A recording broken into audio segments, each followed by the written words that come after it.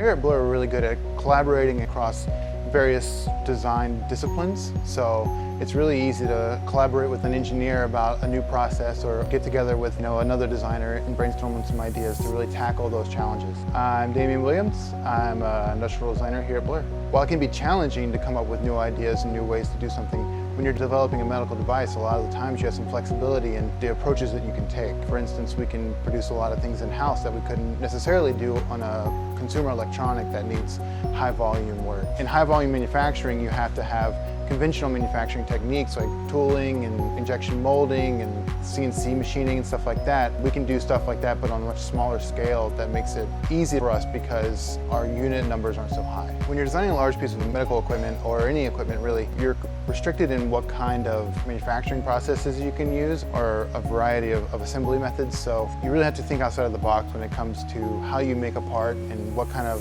processes you have available. I look at industrial design and mechanical engineering coming together. Industrial design is looking at the outside of a product and working your way in, while mechanical engineering is doing the inside and moving your way out.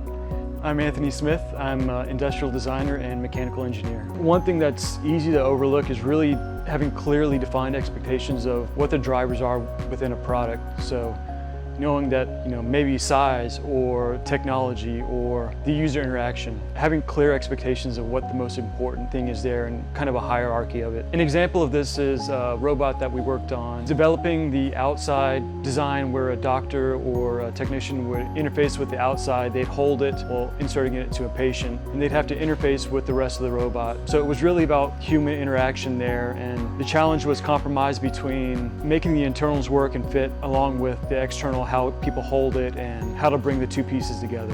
I make trade-offs between the external use and the mechanical use and weighting one against the other for what's best for the product. It's rewarding for me when I can see the confluence of the design and mechanical engineering come together in something that is really usable and really functional at the same time.